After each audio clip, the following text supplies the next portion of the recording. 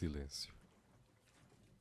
O silêncio pode ser muitas coisas, desde uma palavra, uma condição, uma escolha, um lugar, e para muitos, um refúgio.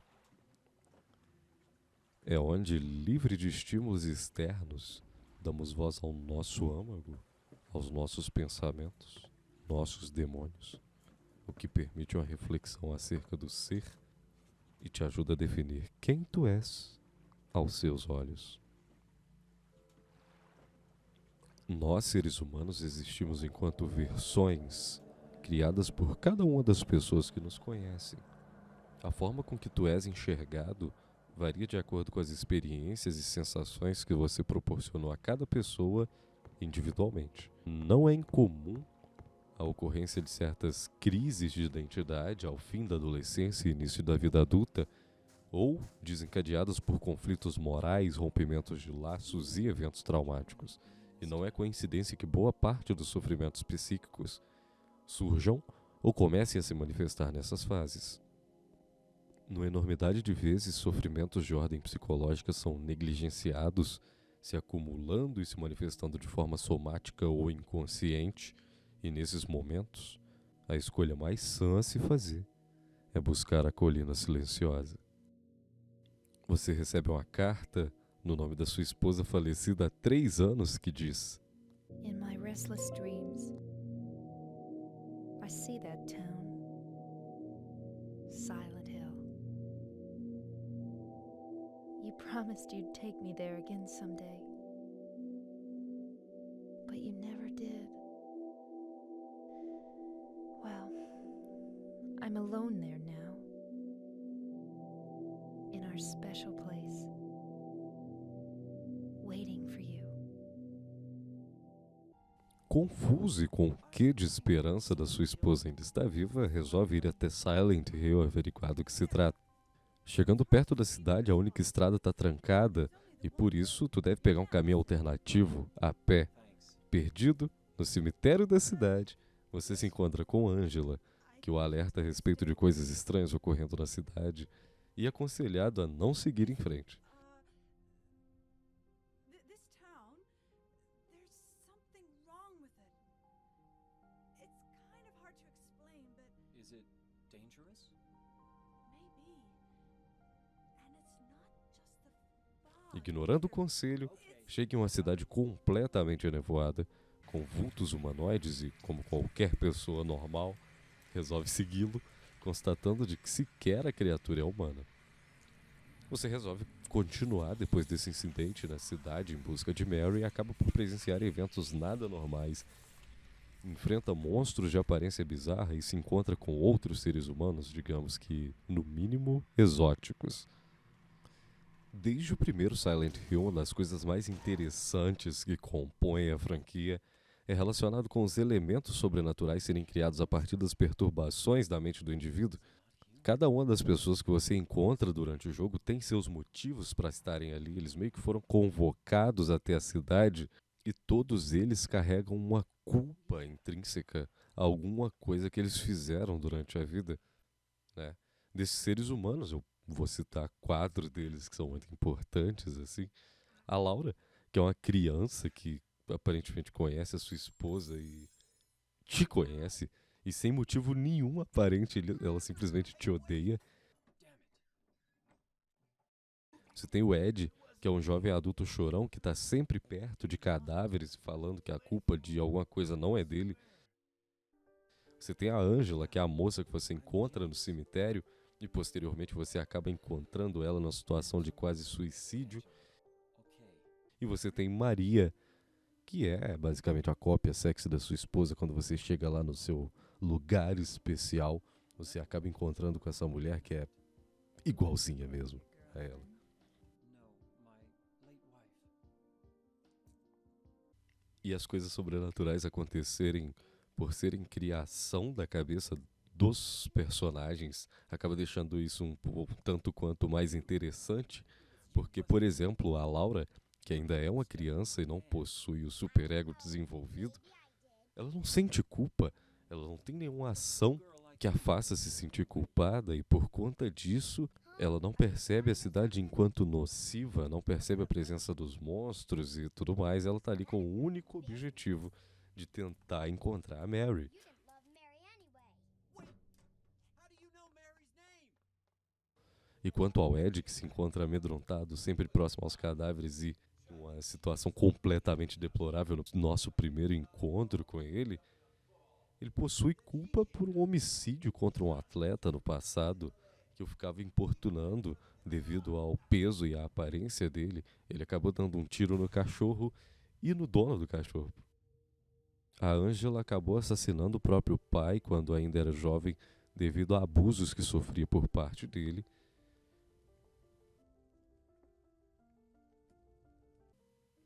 Maria é simplesmente a idealização da mulher perfeita, de acordo com a mente do James. Na real, nem sei se a Maria realmente existe mesmo dentro do universo do jogo. Pra mim, na minha interpretação, ela é simplesmente uma criação da cabeça do James. Até porque ela é assassinada durante o jogo aí pelo menos umas 4 vezes. Mas enfim, e o James? Qual que é a culpa dele? Are you taping again? Come on. Mary, a esposa de James Sunderland, era portadora de uma doença degenerativa, o que acabou levando ela a passar anos da sua vida em cuidados hospitalares. O James, durante esse período, viu a beleza e a saúde dela se esvaindo, sentiu falta do seu corpo e acabou desejando outras mulheres durante esse período. Too bad we have to leave. Ele não suportou a responsabilidade e o peso da doença da sua esposa e acabou asfixiando ela com um travesseiro na tentativa de retornar à vida normal.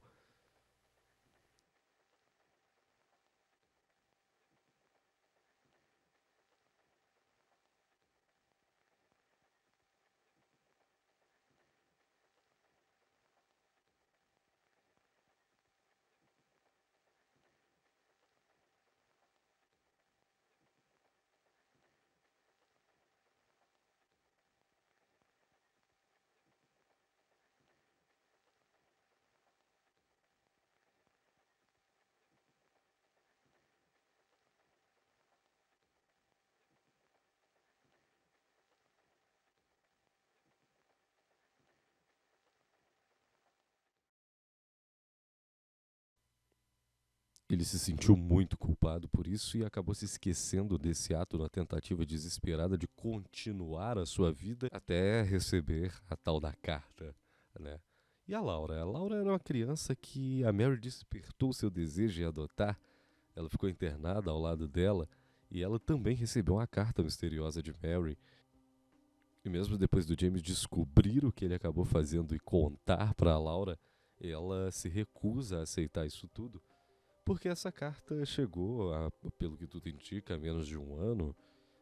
Eu não sei a verdadeira origem da carta, mas ao contrário da carta do James, que não existe, ele não recebeu essa carta. Tudo me leva a crer que a carta da Laura realmente seja verdadeira. Mas por que eu estou falando isso? Por que isso é interessante? Porque isso não faz parte simplesmente da lore do jogo. Isso tem toda uma teoria psicanalítica por trás, que é o que a gente chama de modelo do aparelho psíquico. Esse modelo foi proposto por Sigmund Freud e ele divide o aparelho psíquico em várias camadas, né? São o que eu vou chamar aqui de hipóteses. E essas hipóteses elas são entrelaçadas e compõem o pensamento humano. A primeira hipótese, a hipótese econômica, basicamente diz que certos eventos psíquicos possuem um gasto energético e a quantidade de energia que esse evento gasta depende da complexidade dele. Isso entrelaçado à segunda hipótese, que é a hipótese que a gente chama de topográfica. Essa hipótese define espécies de dimensões em que os eventos psíquicos vão ocorrer. Nós temos o inconsciente, a pré-consciência e a consciência. O inconsciente é onde residem os eventos psíquicos que não estão nas outras dimensões. Isso é muito fácil de dizer, uma definição meio da matemática, de lógica, assim. Mas o inconsciente residem os eventos psíquicos não residentes nas outras dimensões. E esses eventos eles são de natureza obscura e é de onde surgem os sentimentos primitivos, como, por exemplo, o desejo. A gente vê dentro da psicanálise o desejo como um motor importante do comportamento humano e vocês vão entender o porquê. Nós temos a pré-consciência, que é uma dimensão em que os eventos psíquicos ali residem dependem de pouca energia para se tornarem conscientes. Um exemplo muito bom são aquelas respostas da ponta da língua, por exemplo, que elas não estão nem inconscientes, você não precisa pensar demais para tentar lembrar delas, mas elas também não estão conscientes, porque você demora um pouquinho para conseguir manifestar isso de uma forma ativa. E a consciência é a dimensão em que residem os eventos psíquicos que o indivíduo controla de uma maneira ativa. E a partir disso, entendendo essas 3 esferas, nós vamos para a terceira hipótese, que é a hipótese estrutural. Basicamente, a hipótese estrutural categoriza a mente em 3 unidades funcionais, que é o id, o ego e o superego. O id compreende a estrutura que carrega a fonte da energia psíquica, basicamente é formado predominantemente pelo inconsciente. Essa fonte da energia psíquica são impulsos, instintos e algumas outras funções primitivas. Basicamente, o id obedece simplesmente aos princípios do prazer do ser humano. O ego é essencialmente formado a partir do id e possui como fundamento filtrar esses impulsos e tornar eles eficientes do ponto de vista social, fazer com que esse ser humano seja funcional. É basicamente o pensamento racional e ele é dominado pela esfera do consciente. E o superego? O superego basicamente é a última estrutura a se desenvolver dentro do aparelho psíquico. Ela é responsável pela frenagem do ego, visando valores morais e incentivando por meio da busca ativa a se tornar ideal. É interessante a gente perceber que aqui no superego a gente tem componentes tanto conscientes, tanto inconscientes. Isso basicamente é moldado ali por valores morais adquiridos na comunidade ao longo do tempo. O superego é o principal responsável aí pelo sentimento de culpa e é aquilo que o indivíduo busca ser. A gente pode resumir assim de uma forma muito porca: o id é o que você é, o ego é o que você mostra e o superego é o que você quer ser.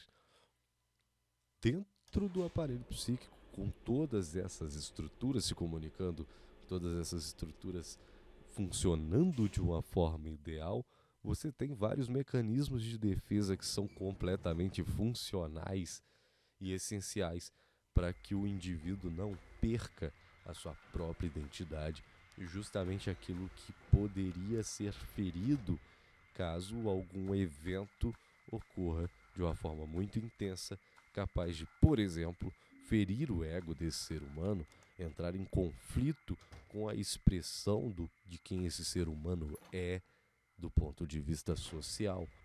Um dos mecanismos assim mais amplamente conhecidos, bem descritos dentro da psicanálise, é o que a gente chama de recalque. Basicamente, um evento conflitante, um trauma ou alguma ação que esse ser humano possa ter cometido, como por exemplo do James Sunderland, ele acabou assassinando a própria esposa, entra em conflito com a expressão do próprio ego.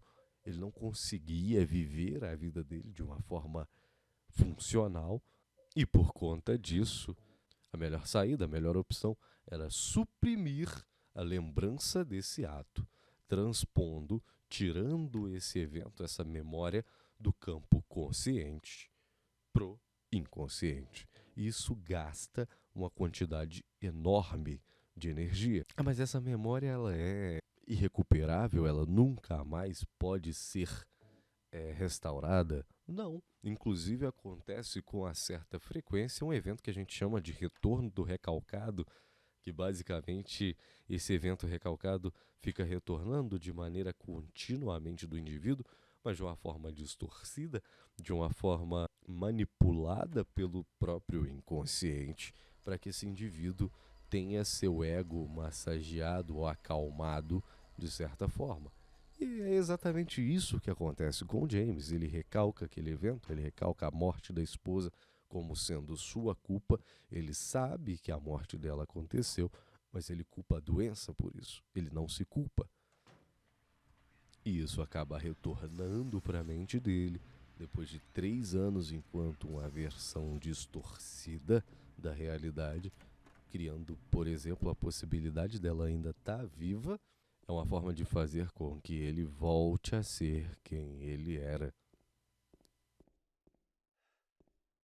Então, aqui dentro de Silent Hill, a cidade é basicamente uma força capaz de materializar o inconsciente e ela acaba purgando os convocados, como o James, o Ed e a Angela, por meio do sofrimento, fazendo ele reviver seus traumas numa jornada que, além de tudo, é de autoconhecimento.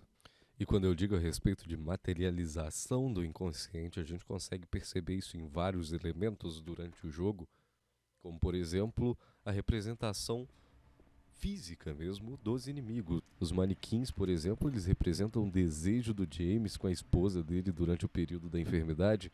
Isso porque ela ficava debilitada e ele desejava o corpo dela, algo que ele não podia ter, né? Não à toa os manequins, eles são simplesmente dois pares de pernas femininas, não tem cabeça, não tem o resto do corpo. As enfermeiras aqui representam o desejo do James com as enfermeiras mesmo que cuidavam da esposa dele. Ele olhava para elas e as desejava. Na minha interpretação, o Pyramid Head, mesmo que aqui dentro do jogo exista relatos de que ele foi uma figura histórica real dentro da cidade, ele pode representar tanto a forma com que o James se enxergava perante a situação, ou como o algoz que o deveria punir pelos pensamentos impuros que ele tinha. E esses pensamentos impuros, eles deveriam ser punidos de uma forma impura. A gente sabe quais são as ações do Pyramid Head e a forma com que ele é demonstrado durante o jogo. Agora, saindo um pouquinho da cabeça do James para ir para a cabeça da Angela, né, um dos inimigos do jogo, o Abstract Daddy, ele é uma representação do próprio pai, é muito mais do que bem ilustrado, é um ser grotesco preso a uma porta, com a figura fálica saindo da cabeça dele, e todo o cenário da luta ele é bem sugestivo, com movimentos de vai e vem em buracos espalhados pela parede, é muito bem pensado. Isso faz com que praticamente todos os inimigos do jogo eles sejam voltados para esse lado do desejo, para essa conotação mais sexual. Eu acho que não tem nada mais freudiano do que isso.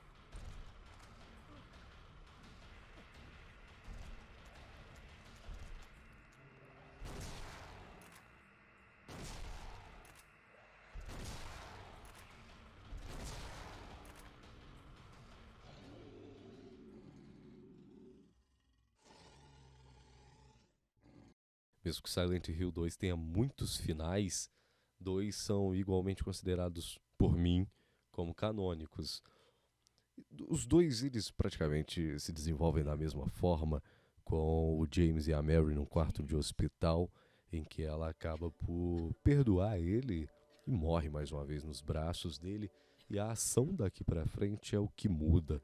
No final, que eu acho mais bonito, que eu acho que deveria ser considerado o final verdadeiro, o James enterra a Mary como qualquer ser humano normal, acaba adotando a Laura e ele tá indo embora com ela da cidade de mãozinha dada pelo cemitério.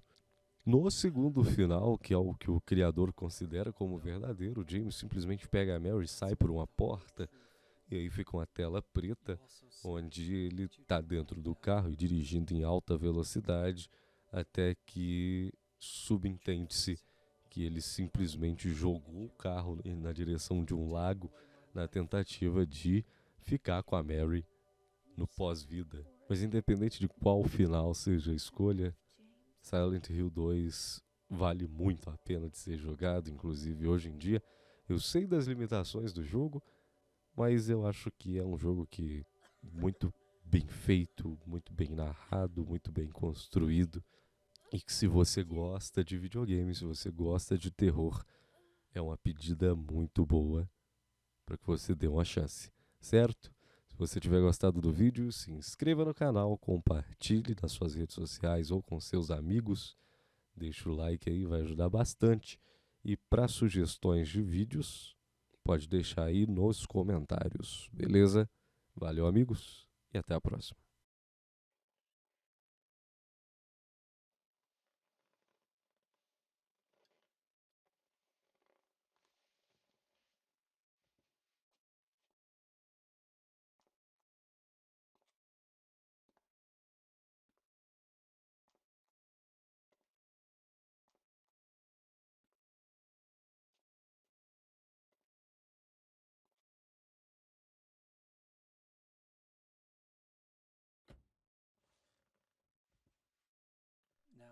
understand the real reason I came to this town. I wonder, what was I afraid of? Without you, Mary, I've got nothing.